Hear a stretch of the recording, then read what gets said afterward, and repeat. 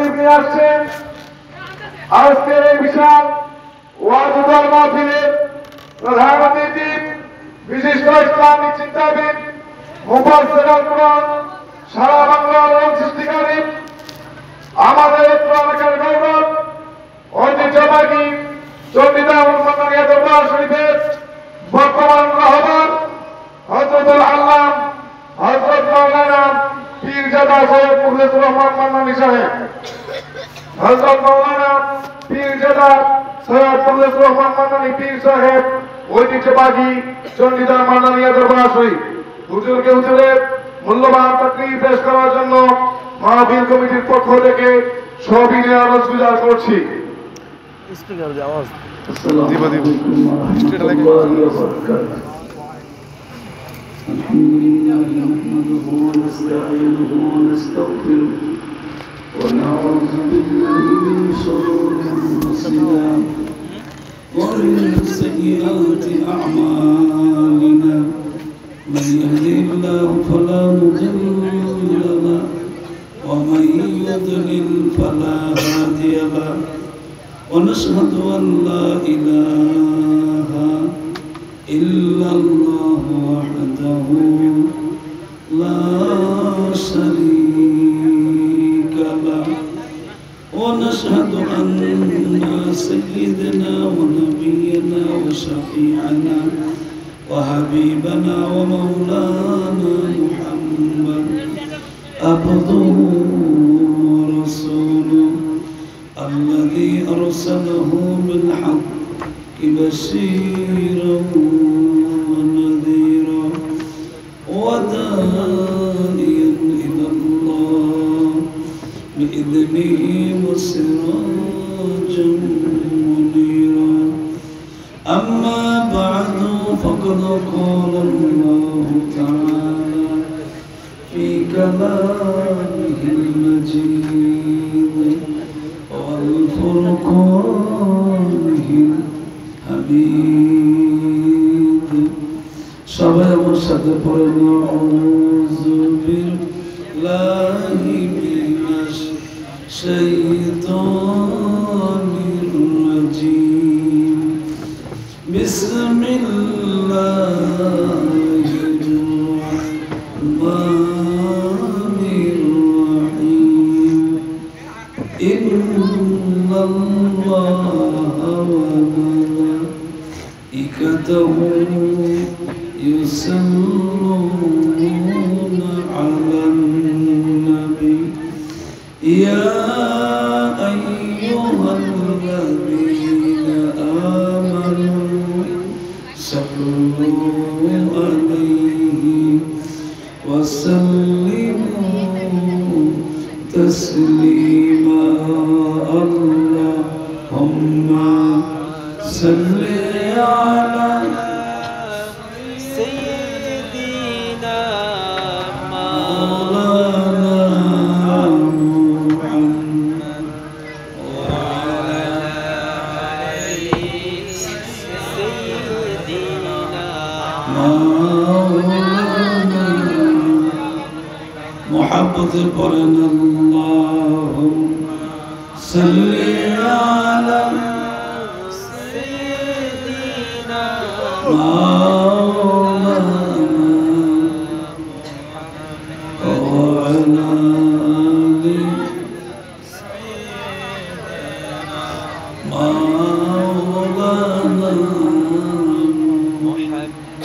ومحمدنا هو سيدنا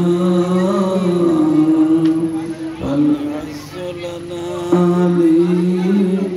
لإجابته اللهم صل على سيدنا مولانا محمد وعلى آل سيدنا مولانا محمد كنز الكرم مولى اليمين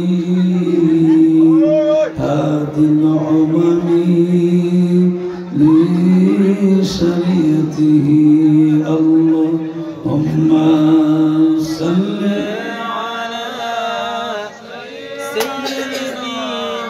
مولانا محمد وعلى آل سيدنا مولانا محمد لا إله إلا الله لا إله إلا الله لا إله إلا الله لا إله إلا الله لا إله إلا الله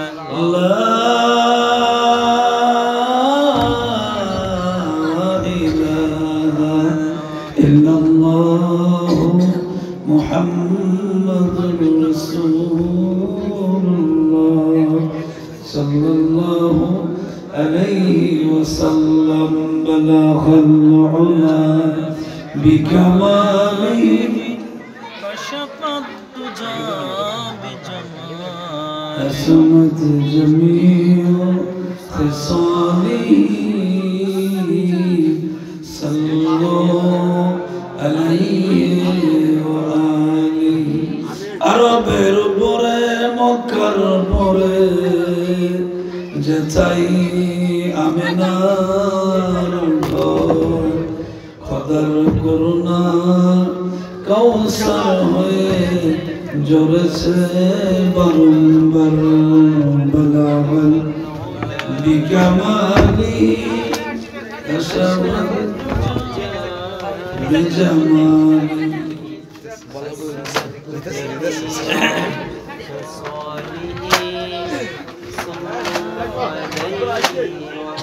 اللهم آمين ربنا ظلمنا أنفسنا وإن لم تغفر لنا وترحمنا لنكونن من الخاسرين ربنا آتنا في الدنيا حسنة وفي الآخرة حسنة وقنا عذاب النار সবাই বলেন রব্বির হামহুমা কামা রব্বায়ানি সগীরা পড়ুন সবাই রব্বির হামহুমা কামা রব্বায়ানি সগীরা আয় আল্লাহ তাআলা গুনাহ করেছি ভুল করেছি অন্যায় করেছি গো আল্লাহ तमाम जिंदगीर सब गुनाह अपने माफ করে দেন আয় আল্লাহ যা মঞ্জুর করেছেন কোটি কোটি গুনাহ সওয়াব বানাইয়া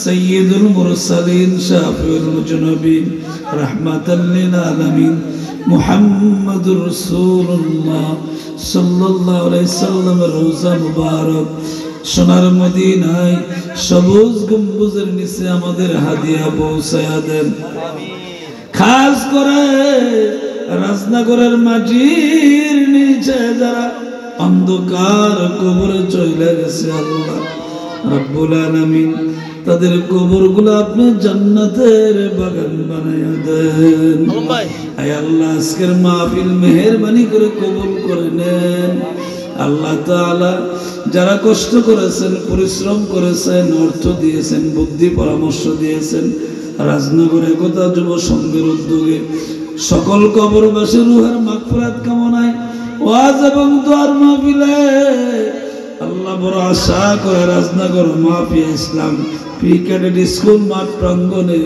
এশার নামাজের পরে বড় আশা করে দুটো ফরিয়াদের হাত বাড়াইলাম রে আল্লাহ মেহেরবানি করে আমাদের এই মুনাজাত আল্লাহ এই দোয়া আপনি কবুল করেন আল্লাহ আয় আল্লাহ তাআলা অনেকে দোয়া চাইছেন রব্বুল আলামিন যারা যে নিয়তে দোয়া চাইছেন মনের আশা দিলের মকসুদ তুমি পুরা করিয়া দাও আয় আল্লাহ তাআলা ও প্রাণের আল্লাহ অনেকে বিদেশ থেকে দোয়া চাইছেন প্রবাস থেকে দোয়া চাইছেন গো আল্লাহ দেশের ভিতর থেকে অনেকে দোয়া চাইছেন আল্লাহ হৃদয় দোয়া চাইছেন তার বাবা অসুস্থ আল্লাহ সাফা করে দাও মনের আশা তুমি পুরা করে দাও আয় আল্লাহ দুলাল সাহেব দোয়া চাইছেন মনের আশা পুরা করে দাও ইসমাইল সাহেব দোয়া চাইছেন মনের আশা পুরা করে দাও আয় আল্লাহ আমার আদরের আলম আল্লাহ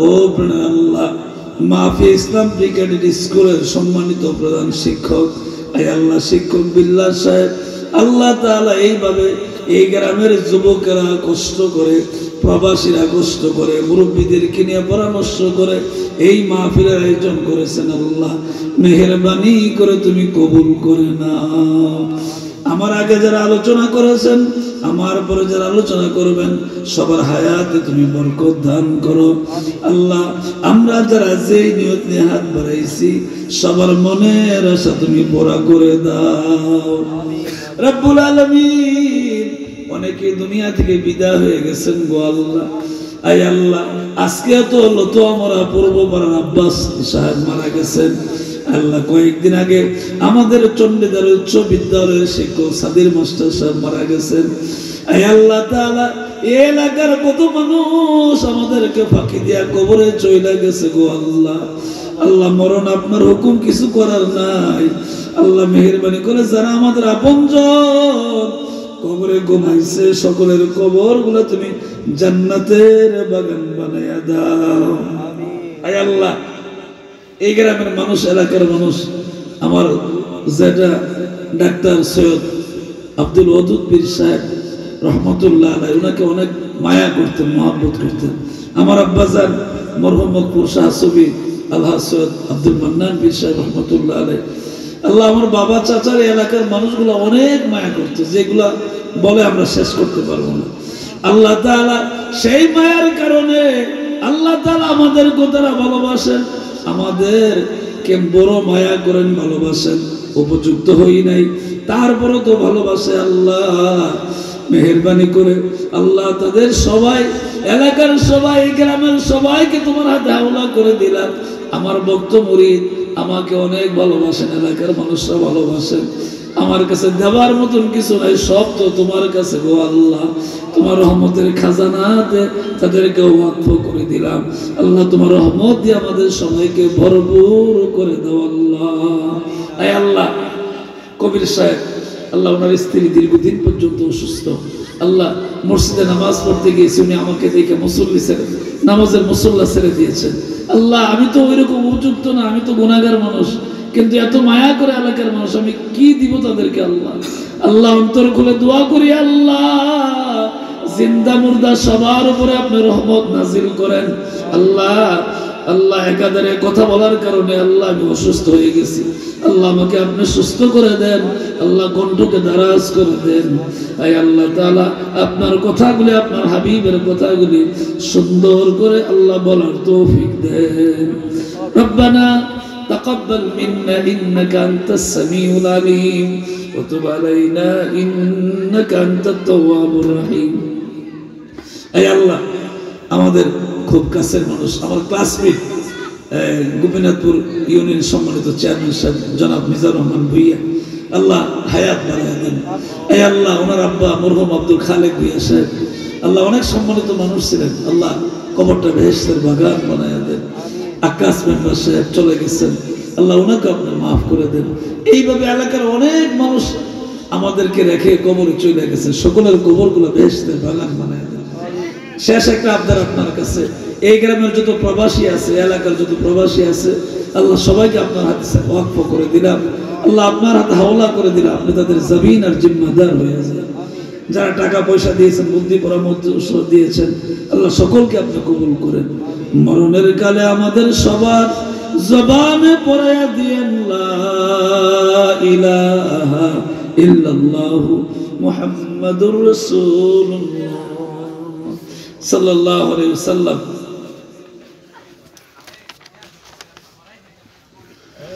কসবা উপজেলার রাজনগর একতা যুব সংঘের উদ্যোগে ও সকল কবরবাসীর রোগের মাগফিরাত কামনায় আজকের ওয়াজ এবং দোয়ার মাহফিলের সম্মানিত সভাপতি আপনাদের রাজনগর কেন্দ্রীয় জামে মসজিদের সম্মানিত খতিব হাফেজ মাওলানা মহিউদ্দিন হাসান কালিয়া কুপুরি লাকসাম আজকের মাহফিলের সম্মানিত শুভ উদ্বোধক জনাব মিজানুর রহমান ভুইয়া সাহেব চেয়ারম্যান ৬ নং গোপীনাথপুর ইউনিয়ন পরিষদ মাহফিলের প্রধান আকর্ষণ বিশিষ্ট ইসলামী চিন্তাবিদ হযরত মাওলানা মুফতি ইমন রেজা হানাফি সাহেব ফারেক জামিয়া কাদিরিয়া তৈয়বা আলিয়া কামিল মাদ্রাসা মোহাম্মদপুর ঢাকা।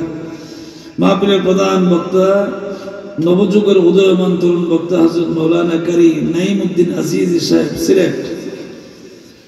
মাহফিলের সম্মানিত বিশেষ বক্তা আলোচনা করেছেন হযরত মাওলানা কারি আবু তালেব সাহেব, আলহাজ কারি আবু তালেব সাহেব, সাবেক খতিব রাজনগর কেন্দ্রীয় জামে মসজিদ। আলোচনা করেছেন আমার ভাই হযরত মাওলানা হাবিবুর রহমান সাহেব, খতিব বাহাদুরপুর জামে মসজিদ, হযরত মাওলানা মুবারকুল্লাহ সাহেব, খতিব ফতেহপুর কেন্দ্রীয় জামে মসজিদ সহ এখানে গানপুর কেন্দ্রীয় মসজিদের সম্মানিত খতিব সাহেব বসা আছেন। অনেক ওলামা কেরাম আছে। হ্যাঁ, আমাদের আদরের খুব ছোট মানুষ হাফেজ তামিম, তোমার নাম তামিম না? হ্যাঁ, তামিম। এর আব্বা আমাদেরকে দেখলে অনেক সম্মান করে, অনেক ইজ্জত করে দেখলে। আল্লাহ তাআলা আমাদের সবাইকে কবুল করুন। স্টেজে অনেকে আছেন, তারপরে মুরব্বীরা আছেন, যুবকেরা আছেন, সম্মানিত আমার কলিজা টুকরা শিশু মাসুম বাচ্চারা, আমার পর্দার আড়ালের আমার মা ও বোনেরা, মহান আল্লাহ তাআলার দরবারে কালিমাতুশ শুকর আদায় করি যে আল্লাহ তাআলা আপনাকে আমাকে এই জান্নাতের বাগানে, বেহেশতের বাগানে আসার এবং বসার মতো সুযোগ করে দিয়েছেন। সেই জন্য মহান মনিবের দরবারে কালিমাতুশ শুকর আদায় করি। জবান খুলে সকলেই পড়ছি আলহামদুলিল্লাহ। আর জোরে বলেন আলহামদুলিল্লাহ। সম্মানিত উপস্থিতি, অনেক কষ্ট করে মানে একটু গ্যাপ পড়ছে। এই মাহফিলটা কিন্তু এলাকার মধ্যে একটা নাম করা মাহফিল, ঠিক না?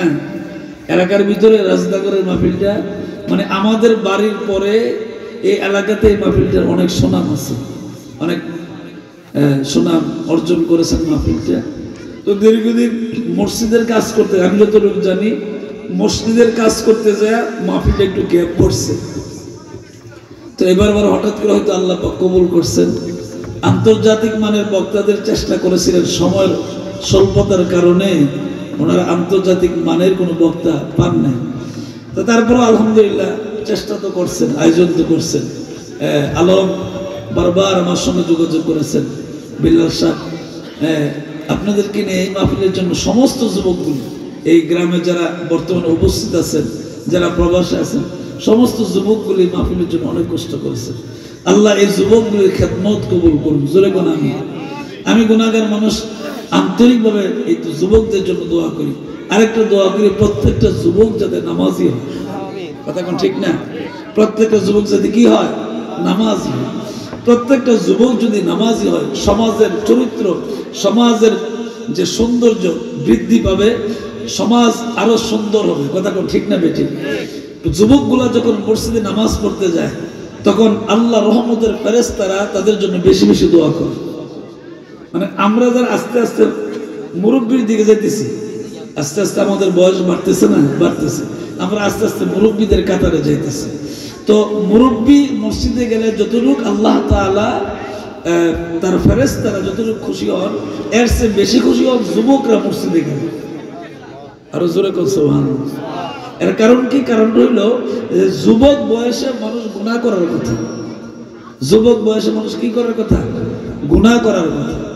কারণ তার যৌবনের চাহিদায় শরীরে রক্ত গরম, এই বিভিন্ন হিসাব মিলাইয়া একটা যুবক গুনার কাজ বেশি করার কথা। কিন্তু যেই যুবকটা গুনার দিকে নজর না দিয়ে কল্যাণের দিকে, সওয়াবের দিকে, নেক আমলের দিকে, ভালো কাজের দিকে, সামাজিক ভালো কাজের দিকে নজর দেয়, আজান দিলে মসজিদে দৌড়ায় যায়, এই যুবকগুলাকে আল্লাহ তাআলা ভালোবাসেন। সুবহানাল্লাহ। এই যুবকগুলাকে আল্লাহ তাআলা ভালোবাসেন। এই যুবকদের সেজদা আল্লাহর কাছে অনেক প্রিয়, অনেক প্রিয়। যুবক যখন আল্লাহ তাআলাকে সেজদা দেয় নামাজের মাধ্যমে, কিসের মাধ্যমে? নামাজের মাধ্যমে। কোন যুবক যখন নামাজের মাধ্যমে আল্লাহ তাআলাকে সেজদা দেয় তখন আল্লাহ তাআলা এত খুশি হয় যে যুবক দুনিয়ার খারাপ কোন কাজের দিকে না গিয়ে আমার দিকে ফিরছে, আমাকে সেজদা দিছে। আল্লাহ তাআলা বলেন না, আমি এই যুবকের সেজদাটা কবুল করে নিচ্ছি। সুবহানাল্লাহ। আল্লাহ তাআলা বান্দার সেজদা দেখলে, বান্দার সেজদা দেখলে অনেক খুশি হয়। সম্মানিত উপস্থিতি, এলাকার মুরব্বীরা, যুবকেরা, মা বোনেরা, আমি দীর্ঘদিন একাধারে কথা বলার কারণে আবার গত রাত গেছে আমার বাড়ির মাহফিল, সারা রাত দাঁড়াইয়া রয়েছে, হ্যাঁ, একটা মিনিট ঘুমাইতে পারিনি। আলহামদুলিল্লাহ 8টার পরে মানুষ মেহমান টেহমান বিদায় করে দিয়ে 8টার পরে একটু ঘুমাইছি 12:30 পর্যন্ত। তারপরে জোহর নামাজ গোসল করে জোহর নামাজ পড়লাম। মেহমান নাতিন জামাই আসিল বাড়িতে, মেহমান এদেরকে নিয়ে খাওয়া দাওয়া করলাম। হঠাৎ করে নাতিন জামাই বলতেছে যে একটু খড়মপুর যাবো, মানে মেহমান মানুষ তো কোনো সময় এলাকাতে আসে না। তার সাথে সাথে আবার মেহমান নিয়ে খড়মপুর গেছে রিজার্ভ গাড়ি করে, আবার মাগরিবের নামাজের 15-20 মিনিট আগে বাড়িতে পৌঁছে গেছে। এরপরে আবার আলমে করছে, হুজুর আপনি কই? আমি গাড়ি রেডি হইতেছি, তাড়াতাড়ি আইনি, হ্যাঁ তাড়াতাড়ি আইনি। তারপরে আসলাম। তা আলহামদুলিল্লাহ ওই যে দীর্ঘদিন একাধারে কথা বলার কারণে গলায় তো একটু চাপ আছে, তারপর আলহামদুলিল্লাহ কথা তো বলতে পারতেছি, ঠিক না? কথা বলতে পারছি আলহামদুলিল্লাহ, শুকরিয়া আল্লাহ দরবারে। আসলে সত্যিকারের কথা কি যে আপনাদের ভালোবাসার আমি করতে পারবো না, মূল্যায়ন দিতে পারবো না, একবার এটা অন্তর থেকে, এটা আপনারা খুশি হওয়ার জন্য অক্ষরে সত্যি একেবারে অন্তর থেকে আমার কথাটা, যে এই এলাকার মানুষগুলা মন্নান পীর সাহেবের ছেলেদেরকে যে ভালোবাসে, ডাক্তার আব্দুল ওদুদ পীর সাহেব এর সন্তানদেরকে যে ভালোবাসে, এই মূল্যায়ন আমরা দিতে পারবো না কখনো। কারণ আমাদের চেয়ে এলাকাতে অনেক উপযুক্ত বড় বড় আলেম আছে, হ্যাঁ, আমার চেয়ে আমাদের চেয়ে অনেক বড় বড় আলেম আছে উপযুক্ত, কিন্তু তাদের দিকে নজর না দিয়ে আমাদেরকে এত সম্মান করি, এত ইজ্জত করি। একটা কথা কি যে উদাহরণ দিই আর কি, একটা কথা কি, যেমন মনে করেন আমি আমার বাড়ির মাহফিলের আগের দিন বৃহস্পতিবার রাত্র, জুমার রাত্র, আমি মুরাদনগর ইসলামপুর গ্রামে ওয়াজ করতে গেছি। ওই গ্রামে আমি কখনো যাইনি, জীবনের প্রথম। অনেক সম্মান করছে, একজন মেম্বার আমার দাওয়াত দিছে, উনিও আরেক গ্রামে আমার মাহফিল ওয়াজ শুনছিল, ওই সুবাদে উনি আমার দাওয়াত দিছে। গেলাম পরে অনেক সম্মান করলো, অনেক ইজ্জত করলো। তো এখন আপনাদের কাছে আমার কথাটা উপস্থাপন করার মূল কারণ হইল যে মনে করুন দূরে গেলে তো সবাই সম্মান পায়, দূরে গেলে কি সবাই সম্মান, দূরে গেছি সম্মান করছি, কিন্তু এলাকায় সম্মান পাওয়া এটা আল্লাহর খাস রহমত ছাড়া অন্য কিছু না। কথা কি ঠিক না? মানে এলাকায় সম্মান পাওয়া এটা আল্লাহর পক্ষ থেকে খাস রহমত, এটা অন্য কিছু না। এমনকি আমি মাঝে মধ্যে মানে এরকম মানে চিন্তা ভাবনা করে ফিকির করি, এমন চিন্তা ভাবনা করি মাঝে মধ্যে আল্লাহর কাছে বইলেই বলে, আল্লাহ তুমি যদি আবার দুনিয়াতে ফেরানোর কোনো সিস্টেম থাকতো, মরার পরে যদি এরকম কোনো সিস্টেম থাকতো, তুমি যদি আমাকে দুনিয়ায় আবার ফিরাইতা, আবার যদি লম্বা একটা হায়াত দিতা, তাইলে তুমি যে আমার এই অল্প বয়সে একটা অযোগ্য মানুষকে তুমি যে এত সম্মান দিছো, এটা শুকরিয়া দুনিয়াতে আবার ফিরে আইলো আদায় করা শেষ করা যাবে না। কি যোগ্যতা আছে আমার বলেন? কিছুই তো নেই, এলেম নাই, কালাম নাই, বুদ্ধি নাই, বুদ্ধি নাই, জ্ঞান নাই, কিছুই নেই, আছে কি?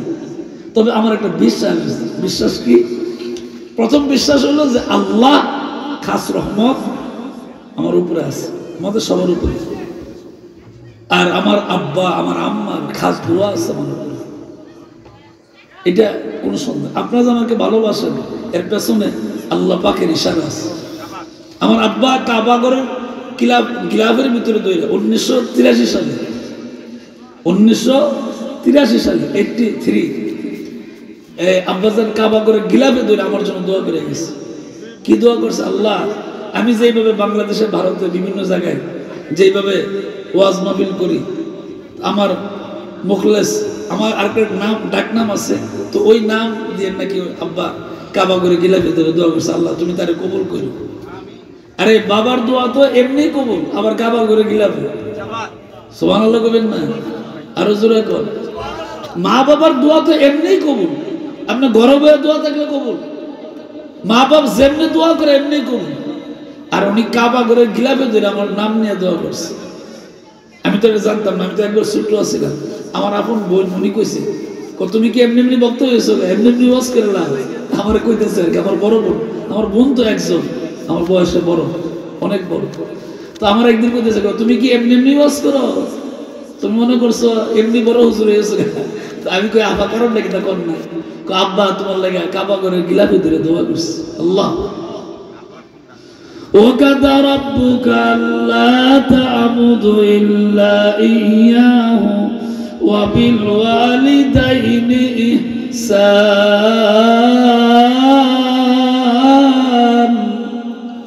জবান খুলে কোন আল্লাহু আকবার। এই যে তামিম এক ছোট্ট একটা ছেলে, আমি আইসা শুনলাম, আমি জিজ্ঞাসা করলাম কে এটা, কয় মুখের ছেলে, এর বাপেরও তো চিনি আমি ছোটকাল থেকে। তো বলছি কি করে, কয় হাফেজ। আলহামদুলিল্লাহ, তার সিনার ভিতরে 30 পারা কোরআন আছে, যে কলিজাটা কখনো নষ্ট হবে না, মৃত্যুর পরও কি হবে না, আবাদান। তার আমল যদি ভালো থাকে মরণ পর্যন্ত, যে কোনো মানুষ, যে কোনো হাফেজ, যার সন্তান হোক, যার সিনার ভিতরে 30 পারা কোরআন থাকবে এবং মরণের এক পর্যন্ত তার আমলটা ভালো থাকবে, মৃত্যুর পরও তার কি হবে না, তার আত্মা নষ্ট হবে না।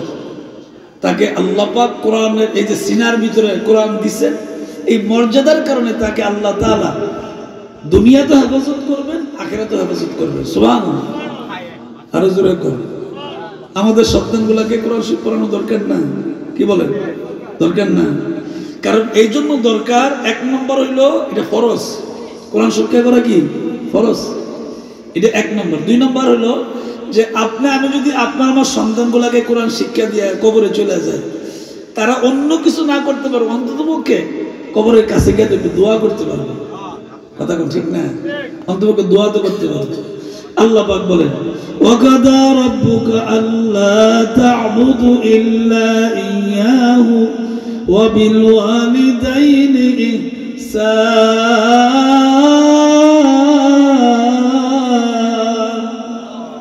জবান খুলে কোন আল্লাহু আকবার। খুব খেয়াল করেন, আয়াতের দিকে লক্ষ্য করেন। আল্লাহ পাক কি বলছেন কোরআনের আয়াতের দিকে লক্ষ্য করেন। আল্লাহ পাক বলছেন ওয়াকাদা রাব্বুকা, আমার আপনার রব আমাদেরকে বলতেছেন আল্লাহ তা'বুদু ইল্লা ইয়্যাহু, তোমরা একমাত্র আমি আল্লাহর ইবাদত করবে। সুবহানাল্লাহ জোরে করবেন না? হ্যাঁ, তোমরা একমাত্র আমি আল্লাহর ইবাদত করবে, আমার দাসত্ব করবে, আমার গোলামি করবে, আমি যেইভাবে বলে দিছি এইভাবে করবে।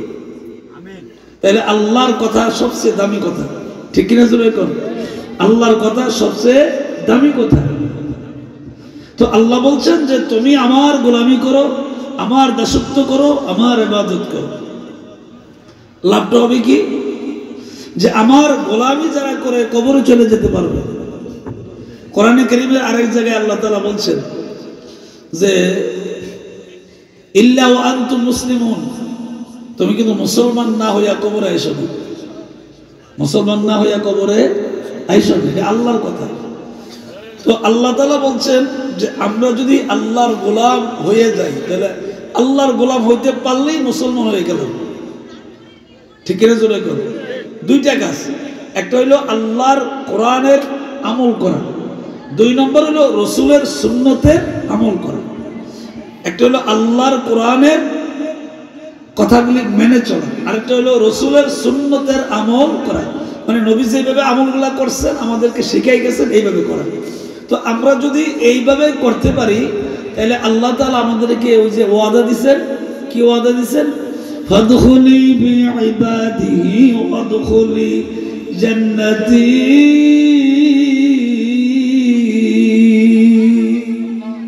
একটু জবানটা খোলা করুন, আল্লাহু আকবার। আর রাসূলে বলেন বাবারে লাভ আছে। লাভটা কি জানেন?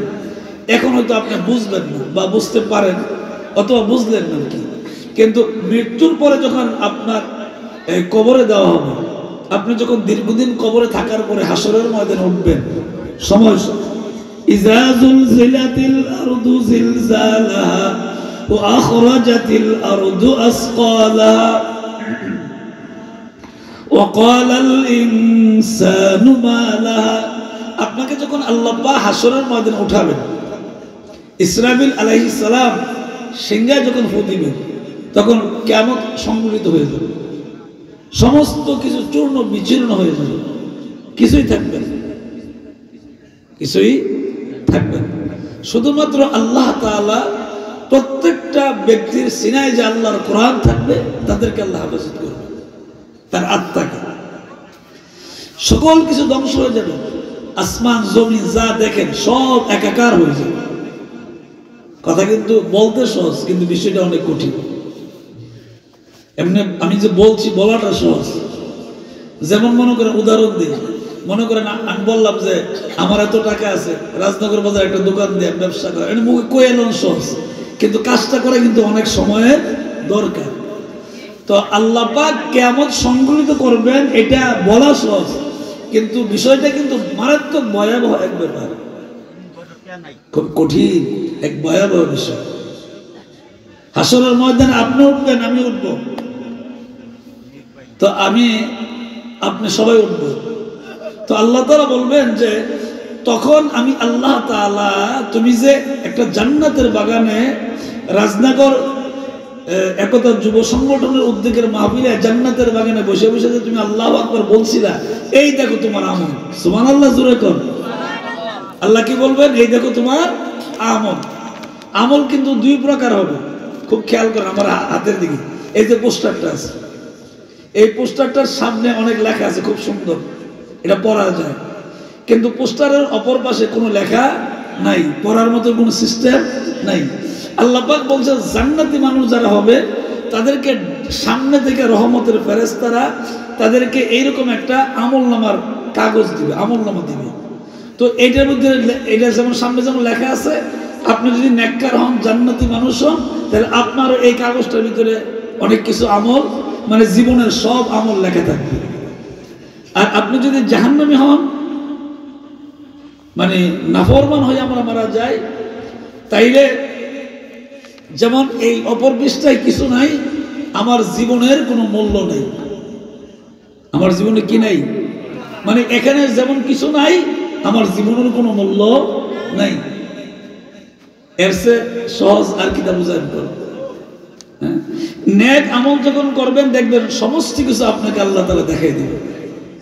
কিন্তু যখন আমল একজনের মানুষের নষ্ট হয়ে যাবে, ঈমান আমল নষ্ট হয়ে যাবে, তখন সে জাহান্নামে যাবে। তখন তার জীবনের কিছু মূল্যায়ন থাকলো না, কিছুই রইল না। হ্যাঁ, তার জীবনটার কি দাম রইল বলেন?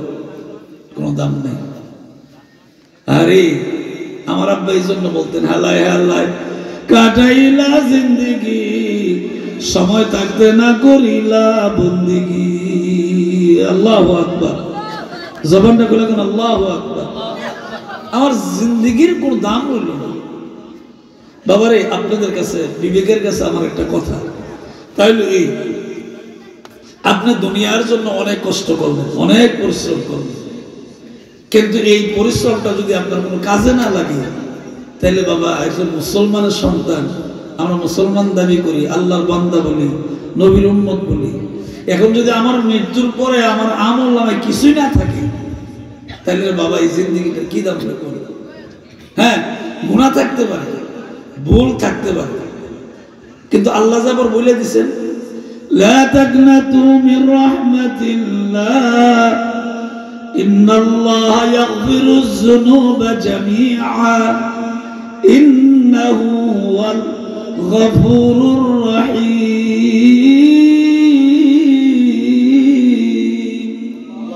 একটু জবানটা খুলে বলুন আল্লাহু আকবার। তো আমাকে আল্লাহ তাআলা কিন্তু এখানে একটা সাহস দিয়েছেন। সাহসটা কি? সাহস হলো এই যেমন আজকের মাহফিলে আখিরি মুনাজাত হবে, এরপরে তাবারুক বিতরণ করা হবে। ও ফাঁকেতে বুঝলে কি যে কথাটা কইলাম, যুবক গুলা মনটা খারাপ হয়ে যায়, আরে মাহফিল করলাম বৃষ্টি হইল না। আমি গুনাহগার মুখলেসুর রহমান মাননী তোমাদেরকে বলে যাচ্ছি কোরআন হাদিসের ভাষায়, আজকের এই বৃষ্টি আশাটা হয়তো কম হয়েছে, আজকের এই মিষ্টি আশাটা, এটার উদাহরণ হলো মাহফিলটা কবুল। এটার উদাহরণ কি? মাহফিল কবুল। কারণ আসমান থেকে রহমতের বৃষ্টি আসছে জমিনে। আবার গজব হয় কখন বৃষ্টি? যখন অনবরত বৃষ্টি হয়, অনবরত বৃষ্টি, এই বৃষ্টি আর বৃষ্টি, মনে করেন বাড়ি ঘর গাছপালা জমি জমা সব ধ্বংস, এটা হলো গজব।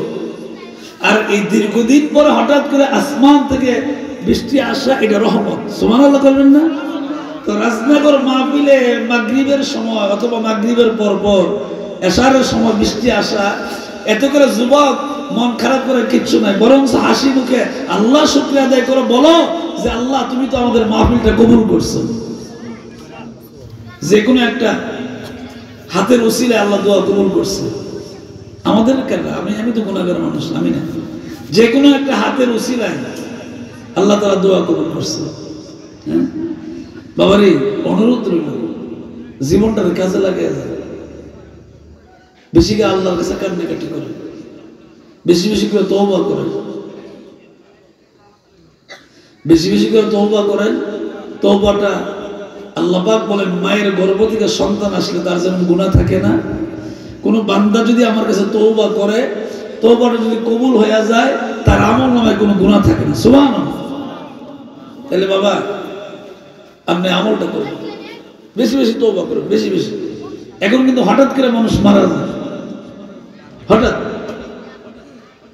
অনেক সময় আমি মৃত্যু সংবাদ শুনি, জানাজায় থাকতে পারি, আবার অনেক সময় শুনিও না, দূরে থাকলে মৃত্যু সংবাদ শুনি না, পরে শুনি কি এলাকার মুখ মারা গেছে, পরে মানে শুনিও না। তাহলে বাবার এই দুনিয়াটা হঠাৎ করে আপনি চলে যাবেন, আমি চলে যাবো একদিন। নিজ মানুষ, আপন মানুষ মনে করে আপনাদেরকে বলি, দুনিয়াদারি তো করা লাগবে, যেহেতু পেট আছে, কিন্তু এই এমন করা করবেন না যেটা আখেরাত নষ্ট হয়ে যাবে। আখেরাত নষ্ট হয়ে গেলে রে বাবা আপনার জীবনটা একবারে শেষ, বিফলের জীবন। আহা, এই জন্যই তো একটা গজল আছে না, আমার জীবন বিফলে গো সোনার জীবন বিফলে, নবী আপনাই না পাইলে। কথা তো সত্য, যদিও এটা গজল কিন্তু কথা সত্য। আমার জীবনটা বিফলে যদি নবী আপনাকে না পাই, কারণ হাসরের ময়দানে আপনার আমার পাশে কেউ আসবে না, যিনি আসবেন উনি মুহাম্মদ রাসূলুল্লাহ সাল্লাল্লাহু আলাইহি ওয়াসাল্লাম, উনি আসবেন, আর কেউ আসবেন। আর আল্লাহ তাআলা তখন সূক্ষ্ম বিচারক হবে, ইনসাফ ভিত্তিক বিচার করবেন। দুনিয়াতে আপনি কোনো সময় বিচার পাইতেও পারেন, নাও পাইতে পারেন। খুব খেয়াল করেন, আমার কথা দিয়ে খেয়াল করেন। দুনিয়াতে আপনি বিচার কোনো সময় পাইতে পারেন, নাও পাইতে পারেন, কিন্তু আল্লাহর কাছে একেবারে মানে পুঙ্খানুপুঙ্খানু আপনি যা পাওয়ার উপযুক্ত আল্লাহ সব দিয়ে দিবেন। আপনি ভালো পাইলে ভালোটা দিবেন, মন্দ পাইলে মন্দটা দিবেন। মানে আল্লাহর কাছে আপনি যা পাও না, এতে করে আল্লাহ কি করবেন না, বেইনসাফি করবেন না, জুলুম করবেন না। আল্লাহ জুলুমকারী নন, সুবহানাল্লাহ বলবেন না? আল্লাহ জুলুমকারী নন। আল্লাহ পাক প্রত্যেকটা ইঞ্চি ইঞ্চি আপনি যা পাও না পরিপূর্ণতা দিয়ে দিবেন। সুবহানাল্লাহ। বাবারে, অনুরোধ রইল, জীবনটা কাজে লাগিয়ে যায়। হ্যাঁ, মরহুম আব্দুল খালেক ভূঁইয়া সাহেব অনেক সুনাম ছিল, অনেক নাম ছিল, কিন্তু দীর্ঘদিন উনি কবরে শুয়ে রয়েছে। আমরা কি বলতে পারি উনি কবরে কেমন আছে? আমার আব্বাজান আজকে 40 বছর কবরে শুয়ে রয়েছে। আমি তো ওনার সন্তান, দেশে ঘুরে ঘুরে ওয়াজ করি, বলতে পারি আমার আব্বা কেমন আছে? বলতে পারি। আমার জেঠা মারা গেছে 45-46 বছর, আব্বার 5 বছর আগে মারা গেছে। আমার জেঠা তো ভালো মানুষ ছিল, কিন্তু আমি তো বলতে পারি না আমার জেঠা কবরে কেমন আছে।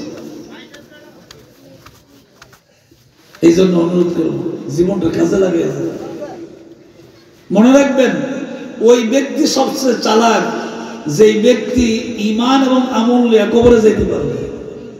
ওই ব্যক্তি সবচেয়ে চালাক এবং সবচেয়ে জ্ঞানী। আর যেই ব্যক্তি আখিরাত বাদ দিয়া দুনিয়ার চালাকি করে, তার মতন বোকা আল্লাহর জমিনের উপরে আসমানের নিচে আর কেউ নেই। এই কথার গুরুত্ব দিবেন, আমার এই কথাটা খেয়াল করবেন সব সময়। ওই ব্যক্তি দুনিয়াতে, আরো ফাঁকে আরেকটা কথা বলি তাহলে বুঝবেন। আমি আমার জীবনে দেখছি যতটুকু আর কি, যে মনে করেন আলেম না, ইংলিশ মিডিয়ামে পড়ালেখা করছে, অনেক উচ্চ শিক্ষিত, হঠাৎ করে দেখা গেছে তার পোশাক আশাক মানে চেহারা সব পরিবর্তন। হঠাৎ করে দেখা গেছে গায়ে পাঞ্জাবি, মুখে দাড়ি, হ্যাঁ, 5 ওয়াক্ত নামাজ পড়ে, আগে এরকম করে না। তো এই মানুষগুলোর তাকাইলে আমাদের অনেক সময় অনেক স্মৃতি, অনেক কথা মনে হয়। তখন আমি আমার ছোট্ট জ্ঞানে চিন্তা করে দেখলাম যে এই লোকটার আগে মুখে দাঁড়িয়ে ছিল না, নামাজ ছিল না, অবশ্য উচ্চ শিক্ষিত লোক। হঠাৎ করে লোকটার এরকম পরিবর্তন কেন? তাইলে বোঝা গেল উচ্চ শিক্ষিত লোকটা হঠাৎ করে আল্লাহ তাআলা তাকে পরিবর্তন করে দিয়েছেন। সেও তার আল্লাহর দেওয়া জ্ঞান দেওয়া বুঝছে এতদিন যা করছি ভুল করছি। শিক্ষিত হলে লাগবে কি? আমার কবরে তো শিক্ষার কোনো দাম মূল্যায়ন নেই। সুতরাং আল্লাহর রাস্তায় চলতে হবে। সুবহানাল্লাহ বলবেন না? আল্লাহর রাস্তায় চলতে হবে। এইরকম অনেক শিক্ষিত লোক আমি আমার জীবনে দেখছি।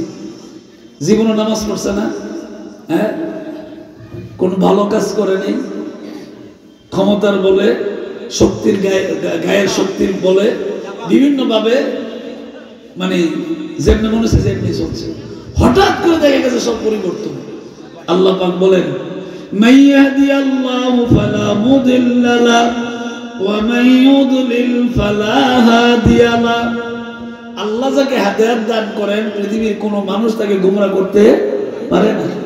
আর আল্লাহ যারা গোমরাহ করেন, খাতামাল্লাহু আলা কুলুবিহিম ওয়া আলা সামইহিম ওয়া আলা আবসারিহিম। আল্লাহ যাকে মানে দিলের ভিতরে মোহর মারা দেয়, আল্লাহ যাকে গোমরাহ করে দেয়, পৃথিবীর কেউ তার হেদায়েত করতে পারে না। ঠিক কিনা জোরে তো? আর কেমনে সহজ বোঝাইতে? আরো সহজ করে বোঝাই। নবীজি আপন চাচা, খুব খেয়াল করেন, আবু তালেব আপন চাচা, নিজের সন্তানের চেয়ে নবীজির বেশি ভালোবাসত, ভাতিজারে ভালোবাসত। ঘরের ভিতরে গিয়ে বিবিরে বলতেছে, বিবি শুনছো কি বলেন? বিবি, আমার সন্তান খাওয়ার আগে আমার ভাতিজা মুহাম্মদুর রাসূলুল্লাহ সাল্লাল্লাহু আলাইহি সাল্লামকে খাওয়াইবা। আমার ভাতিজা খাওয়ার পরে যদি ঘরে খানা থাকে তাহলে আমার ছেলে মেয়ে খাবে, যদি না থাকে না খাবে, কিন্তু ভাতিজারে আগে খাওয়াইবা। আপনি চিন্তা করে দেখছেন বিষয়টা? ভাতিজারে আগে খাওয়াইবা। তাইলে নবীরে কত মায়া করত, কত ভালোবাসতো নবীরে। আল্লাহ নবী ডাক দেখো, চাচা গো, একটা অনুরোধ আপনার কাছে গো চাচা, চাচা মৃত্যু সজ্জায় আপনি হয়তো কিছুক্ষণ পরে আপনি দুনিয়া থেকে বিদায় হয়ে যাইতে পারেন গো চাচা, আপনার কাছে আমার একটা অনুরোধ গো চাচা, অন্তত পক্ষে কেউ শুনবে না, কেউ জানবে না, আমি কারো কাছে বলবো না, আমার কানে কানে কালিমাটা পরে আপনি চলে যান। সুবহানাল্লাহ। অন্তত পক্ষে আপনার মৃত্যুর সময় কালিমাটা আমার কানে কানে বলে যান, আমি কিয়ামতের দিন যাতে আপনার পক্ষে কথা বলতে পারি। সুবহানাল্লাহ। কারণ যে ঈমান আনে তার আমলনামায় কি থাকে না? কোনো গুনাহ থাকে না। যেমন মনে করেন একটা উদাহরণ, হঠাৎ করে যদি অন্য কোনো ধর্মের মানুষ মুসলমান হয়, তো যখন সে কালিমা পড়ে মুসলমান হবে, এর আগে যত গুনাহ করছে সব মাফ। মার সন্তান গর্ভ থেকে সন্তান আসলে যেরকম তার গুনাহ থাকে না, কালিমা পড়ে মুসলমান হইলে তার আমলনামায় কি থাকে না? গুনাহ থাকে না। নবীজি ডাক দেখো, চাচা শুধুমাত্র একবার নামাজ রোজা কিচ্ছু লাগবে না, এটা তো আপনি পড়েন নাই, যেহেতু আপনার সময় নেই, আপনার ইসলাম গ্রহণ করেন নাই। তো আমার বংশের মানুষ, আমার এই কুরাইশ বংশের মানুষ কেউ শুনবে না, আমি কারো কাছে বলবো না। আপনি শুধু একটু কানে কানে আমার কানটার মধ্যে মুখটা লাগায় হালি কর, লা ইলাহা ইল্লাল্লাহ মুহাম্মাদুর সাল্লাল্লাহু আলাইহি ওয়াসাল্লাম, শুধু একবার কর, যাতে কিয়ামতের দিন আল্লাহর কাছে আমি আপনার নামটা বলতে পারি। চাচা গো, ভাতিজারি খাতামাল্লাহু আলা কুলুবিহিম, ওই যে অন্তরে সিল মেরে দিছে, ভাতিজারি আমি চাই না মরণের আগে বাপদাদা ধর্মের মধ্যে সুনকালি লাগে মরতে আমি রাজি না। নবীজি বহু চেষ্টা করছে। সুবহানাল্লাহ জোরে কর, আরো জোরে কর।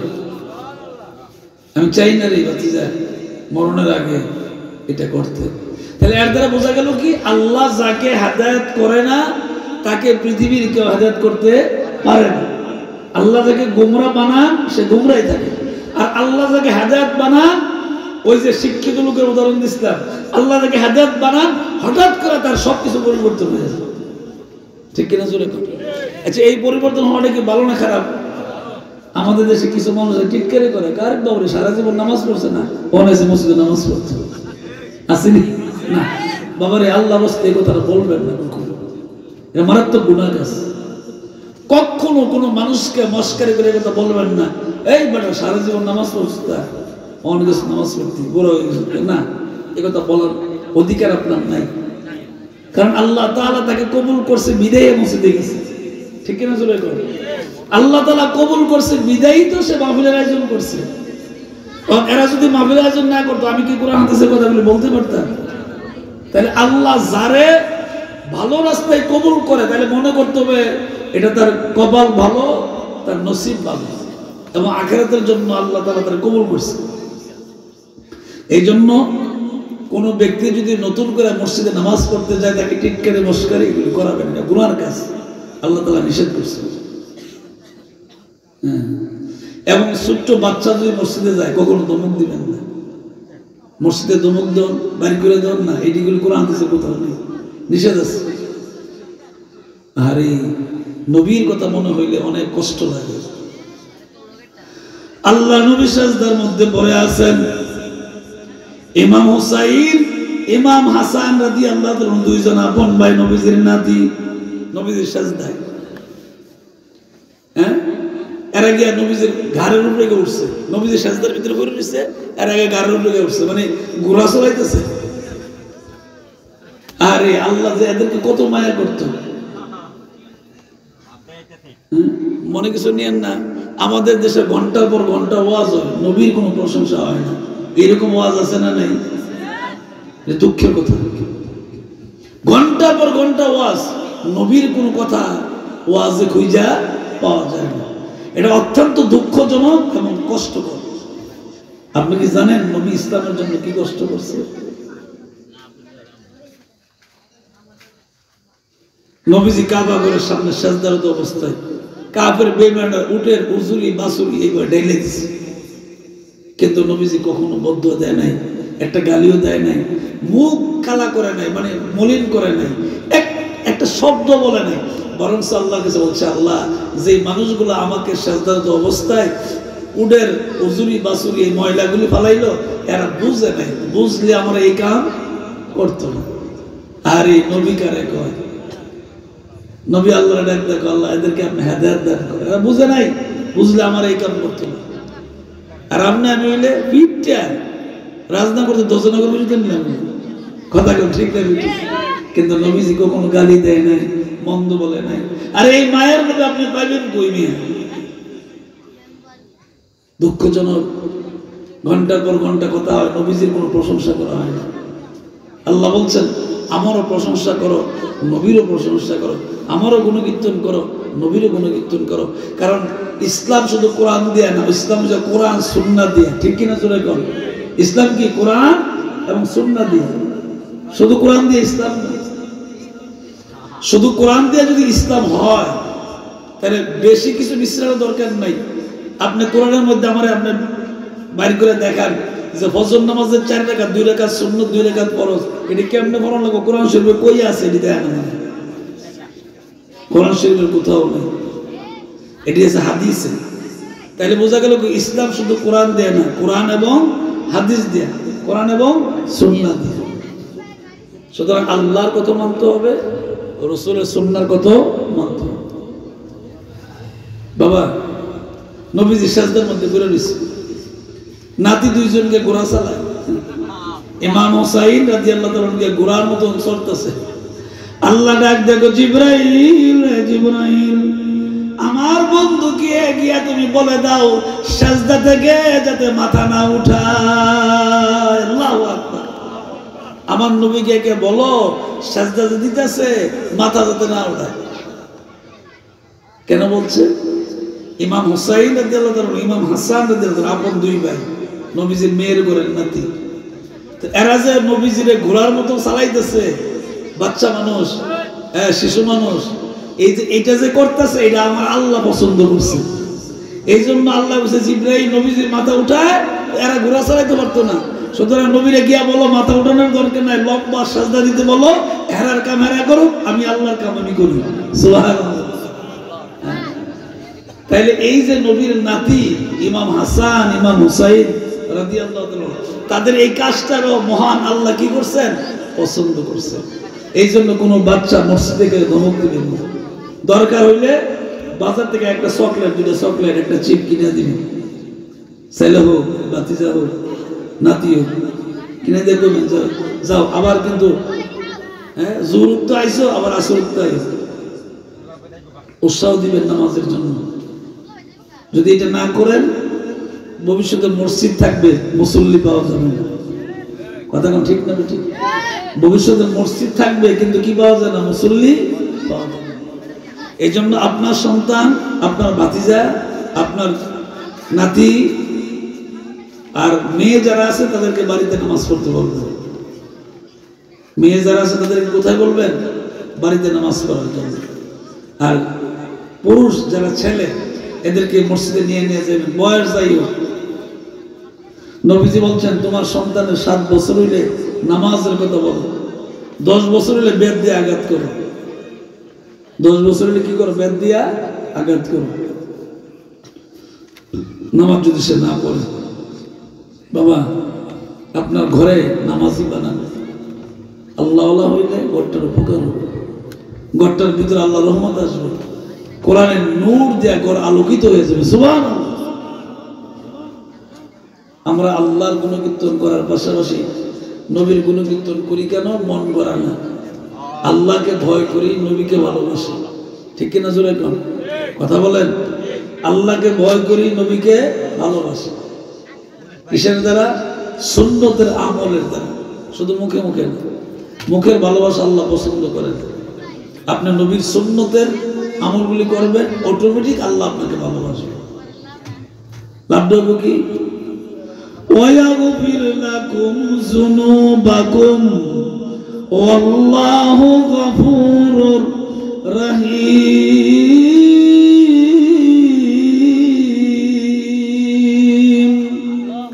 আল্লাহর ভয়, রাসূলের মহব্বত, ভালোবাসা, ইত্তেবা, সুন্নতের আমল যদি করা হয়, আপনি যদি করেন, আমি যদি করি, মা বোনেরা যদি করে, স্বয়ং আল্লাহ বলছেন আমি তার জিন্দেগীর সব গুনাহ মাফ করে দেব। আমি তার জিন্দেগীর সব গুনাহ মাফ করে দেব।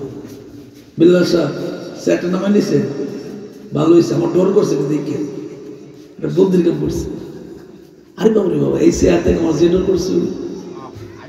কয়দিন আগে এক মাহফিলের ভিডিও দেখছি, ভিডিও চাইদি গীতা সভাপতি উপরে বক্তা এমন নিছে, সভাপতি অর্ধেকটা দেখা যায় না। আমি সম্পূর্ণ এত উঁচা চেয়ার, বুদ্ধির কাম করছে। আল্লাহ আল্লাহ আল্লাহ আল্লাহ আল্লাহর দরবারে গেলে সমান জায়গায় বসে ওয়াজ করে, 17 শরীফ যাইবেন দেখবেন সমান জায়গায়, সোনাকান্দা যাইবেন দেখবেন সমান জায়গায়, সরসিনা যাইবেন সমান জায়গায়, সমান স্টেজে বসে বসে ওয়াজ করে। আল্লাহ ওয়ালাদের অনেক অবদান এই দেশে। আমি স্বাভাবিকভাবে আমি কোনো মাজারে কোথাও যাই না, এইরকম সময় আমার নেই। তবে কোনো জায়গায় যদি যাওয়ার সময় আল্লাহ ওয়ালার কোনো মাজার সামনে পড়ে তখন জিয়ারত করি। কেন করি? এদের অবদান এই দেশে অনেক আছে, এরা ইসলামের জন্য অনেক কষ্ট করে গেছে, ঠিক কিনা জোরে কর। আমি ইচ্ছা করে যে যাওয়ান লাগবে এরকম মনে করে কোথাও যাই না।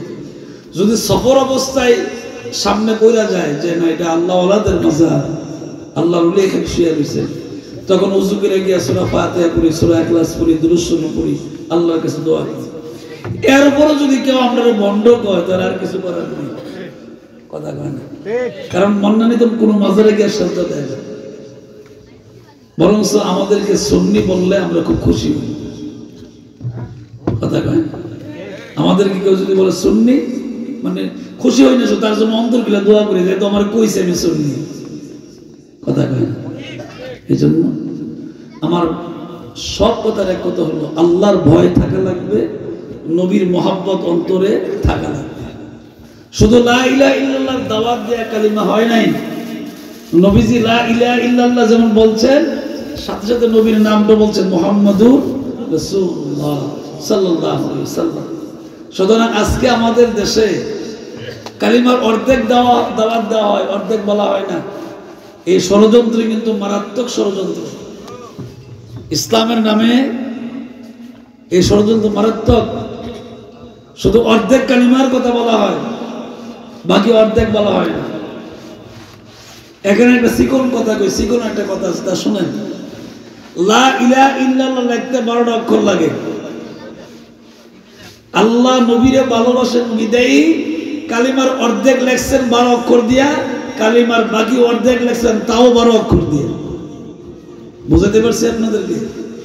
লা ইলাহা ইল্লাল্লাহ লিখতে 12টা অক্ষর লাগে। ঠিক সমান সমান মুহাম্মাদুর রাসূলুল্লাহ লিখতে কয়টা অক্ষর লাগে? 12টা অক্ষর লাগে। তাইলে আল্লাহ নবীরে ভালোবাসে বিদায়ী কালিমাটা কমপ্লিট করছেন। কালিমা অর্ধেক না, কালিমা কমপ্লিট। লা ইলাহা ইল্লাল্লাহ বলেন সবাই, লা ইলাহা ইল্লাল্লাহ মুহাম্মাদুর রাসূলুল্লাহ সাল্লাল্লাহু আলাইহি ওয়াসাল্লাম। এটা আলাদা বিষয়, নবীর নাম নিলে দুরূদ পড়তে হবে সাল্লাল্লাহু আলাইহি ওয়াসাল্লাম। এটা কালিমার সাথে কিন্তু যুক্ত না, এটা মনে রাখতে হবে। কালিমার সাথে কি না যুক্ত না, কিন্তু নবীর নাম নিলে আপনি বলতে হয় কি সাল্লাল্লাহু আলাইহি ওয়াসাল্লাম। এটা কিন্তু আবার ওয়াজিব। এই ব্যাপারে কিন্তু কি করা যাবে না, অবহেলা করা যাবে না। অবহেলা করলে গুনাহ হবে। নবীজি বলছেন পৃথিবীতে আমার উম্মতের ভিতরে ওই উম্মত সবচেয়ে বখিল, সবচেয়ে কৃপণ, যে আমার নাম নেওয়ার পরে দুরূদ পড়ে নেই। তার মতন বখিল দুনিয়াতে নেই। সুতরাং আমরা নবীর নাম নিলে কি পড়বো? সাল্লাল্লাহু আলাইহি ওয়াসাল্লাম। এজন্য কমপ্লিট কালিমা হইল লা ইলাহা ইল্লাল্লাহ মুহাম্মাদুর রাসূলুল্লাহ। কমপ্লিট কালিমা। এটাকে খণ্ডন করার মতন, আলাদা করার মতন, বাদ করার অধিকার পৃথিবীর কাউকে আল্লাহ তাআলা দেয়নি। নবী যখন, আরো সহজে বোঝায় আপনাদেরকে, নবী যখন এই কালিমার দাওয়াত দিছে তখন মক্কার কাফেররা বলছে কি জানেন? তুমি আবার নবী লেখো বলা। খুব খেয়াল করবে, বড় বড় হুজুররা যে ওয়াজ করে অর্ধেক কালিমার ওয়াজ শুনে যায়। নবী যখন কাফেরদের কাছে পুরা কালিমার দাওয়াত দিলেন, যখন উনি বললেন লা ইলাহা ইল্লাল্লাহ বলছে আর কিছু বলে নাই, যখন বলছে মুহাম্মদুর রাসূলুল্লাহ, তখন কাফেরদের বক্তব্য ছিল এই তুমি আবার নবী ছিল বলা, তুমিও বিয়া করো আমরাও বিয়া করি, তোমারও বাচ্চা আছে আমারও বাচ্চা আছে, তোমারও সংসার আছে আমাদেরও সংসার আছে, তুমিও বাজারে যাও আমরাও বাজারে যাই, তুমি আবার আব্দুল্লাহর ছেলে কোন সময় নবী হয়েছে? এই কথাটা কার ছিল? মুসলমানের না কাফেরের? কাফেরদের। সুতরাং সাবধান, ইসলামের নামে অনেক ষড়যন্ত্র চলছে। মুহাম্মদুর রাসূলুল্লাহর কথা বলতে রাজি নাই, শরম লাগে। অবশ্য আল্লাহ তাআলা নিজে বলছেন, নবী গো হাসরের ময়দানে আপনি যা চাইবেন আমি তা দিব। সুবহানাল্লাহ বলেন, আরো জোরে কর। আল্লাহ পাক নিজে বলছেন কোরআনে কারীমে, হাসরের ময়দানে নবী আপনি যা চাইবেন তা দিব। যতক্ষণ পর্যন্ত চাইবেন ততক্ষণ পর্যন্ত দিব। যতক্ষণ পর্যন্ত আপনি খুশি না হবেন ততক্ষণ পর্যন্ত আমি দিতেই থাকবো, দিতেই থাকবো, দিতেই থাকবো। সুবহানাল্লাহ। আর কেমনে আপনাদের বোঝান সহজ বলেন? পৃথিবীতে আল্লাহ তাআলা কোন ব্যক্তির ব্যাপারে, আরো খেয়াল করেন, আল্লাহ ছাড়া বাকি সব সৃষ্টি, সব কি সৃষ্টি, সব মাখলুকাত সৃষ্টি। আল্লাহ তাআলা সব সৃষ্টি, আল্লাহ বাদ দিয়ে বাকি সব কি সৃষ্টি। আল্লাহ হলেন খালেক, আল্লাহ মালিক, আল্লাহ রহমান, আল্লাহ রহিম। আল্লাহ হলেন সৃষ্টিকর্তা, বাকি সব সৃষ্টি। কিন্তু আল্লাহ তাআলা এই কথা বলেন নাই কিয়ামতের দিন আমাদের নবীর নাম ছাড়া আর কাউকে কথা বলেন নাই যে আপনি যা চাইবেন তা দিয়ে, যতক্ষণ চাইবেন ততক্ষণ দিয়ে না। এই কথা আল্লাহ কারো ব্যাপারে বলেন না, শুধুমাত্র আমাদের নবীর ব্যাপারে বলছে আপনি যতক্ষণ পর্যন্ত খুশি না হবেন ততক্ষণ পর্যন্ত দিতেই থাকবেন। সুবহানাল্লাহ। তাইলে আপনার এই কথা দ্বারা বোঝেন নবীর সম্মান কত। তাহলে এখন থেকে মনে রাখতে হবে আল্লাহর গুণকীর্তন, আল্লাহর প্রশংসা, আল্লাহর যত গুণকীর্তন আছে এগুলি বলা লাগবে, ঠিক তদ্রুপ পাশাপাশি নবীজির গুণকীর্তন বলা লাগবে। এটা ইমানদারের কাজ, ইমানদারের কাজ। ইসলামের নামে চতুর্মুখী ষড়যন্ত্র চলছে। ঠিক না? সমস্যা না, আসুন না, আসুন, অসুবিধা। ইসলামের নামে চতুর্মুখী ষড়যন্ত্র চলছে। আমার আব্বা আরেবেরি গোলাম হাক্কানি পীর সাহেব, ওনার আব্বা আবু সাইদ আসগর রহমতুল্লাহ 14 গোষ্ঠী হাত তুলে দোয়া করে কত কান্দা কানছে। আর ডিজিটাল হুজুর বাড়িতে দোয়া করেন যেত কথা কেন আসেনি? আপনার এটা কে শিখাই? কে বলল? আপনি আল্লাহর কাছে বেশি বেশি কাঁদবেন, বেশি বেশি দোয়া করবেন। আল্লাহর নবী নিজে আসমানের দিকে হাত তুলে দোয়া করছেন, আল্লাহ জান্নাতুল বাকিতে যারা শুয়ে রয়েছে তাদেরকে আপনি মাফ করে দিন। সুবহানাল্লাহ বলবেন না? অধিকাংশ সময় আল্লাহর নবী চুপু চুপে আসমানের দিকে এইভাবে হাত উঠাইয়া, আমাদের মতন এইভাবে না, এইভাবে হাত উঠাই আল্লাহর কাছে দোয়া করছেন, আল্লাহ আমি যেটা চাইতেছি আপনি এটা কবুল করেন। হ্যাঁ, আর এবারের মরহুম বিশ্বাস বুঝছেন, আপনি বুঝছেন না? মক্কা আল কোরআন বিশ্ববিদ্যালয়ের লেকচারক ছিল আরেবের মরহুম বিশ্বাস, আপনি জানেন? এত উচ্চ শিক্ষিত ছিল। সারোয়ার সাহেবের দাদা গোলাম হাক্কানি সাহেবের আব্বা, হ্যাঁ বুঝছেন, আপনি বুঝছেন না? আপনি এত ইসলাম বুঝিয়ে দিয়েছেন। গোলাম হাক্কানি পীর সাহেবকে আপনারা সবাই দেখছেন, ছোট বাচ্চা ছাড়া। মাসিয়াতা মুসলিউদ্দিন পীর সাহেব অনেক উচ্চ শিক্ষিত ছিলেন, উনি বুঝছেন, আপনি বুঝেন। প্রফেসর আব্দুল খালেক রহমতুল্লাহ আলাইহি সদর হুজুর এত অনেক বড় আলেম ছিলেন। শুধু উনি প্রফেসর ছিলেন না, উনি যা বলতেন সাথে সাথে ওনার হাত আল্লাহ কবুল করতেন। সুবহানাল্লাহ। এত বড় আল্লাহর ওলিরা মানে বুঝছেন, আপনি বুঝেন না? এই জন্য আমাদেরকে মন্দ বলুক যাই বলুক, আমরা আহলে সুন্নাত ওয়াল জামাতের পক্ষে কাজ করব, ঠিক আছে না? ঠিক কি না? মিলাদ কিয়াম চলবে যতদিন পর্যন্ত শরীরে এক ফোঁটা রক্ত থাকবে। কথা কোন ঠিক না বেটি? আমাদেরকে মাজার বোঝানি বলো, সিন্নিকুর বলো, যা মন্দ তা বলো, আমরা কাউকে গালি দিব না, আমরা কাউকে মন্দ বলবো না। আমরা মিলাদ কিয়াম করলে অন্তর শান্তি পায়, ঠিক কিনা? জোরে করে তাই কি পাই না? অন্তর শান্তি। আমরা এই কথা কখনো বলি নাই, এটা ফরজ বলছি। আমরা কি বলছি কিয়াম ফরজ? বলি নাই। ওয়াজিব বলছি? বলি নাই। সুন্নাত বলছি? বলি নাই। মুস্তাহাব। কিন্তু কিয়াম করলে আমাদের অন্তরে একটা শান্তি আসে। আমাদের অন্তরে কি আসে? শান্তি আসে। এটা বুজুর্গানে দিন করছেন, এটা প্রত্যেকটা পীর মাশায়েখ বুজুর্গানে দিন যারা ছিলেন আল্লাহওয়ালা তারা করছে। এই জন্য হৃদয়ে অন্তরে শান্তি পায়।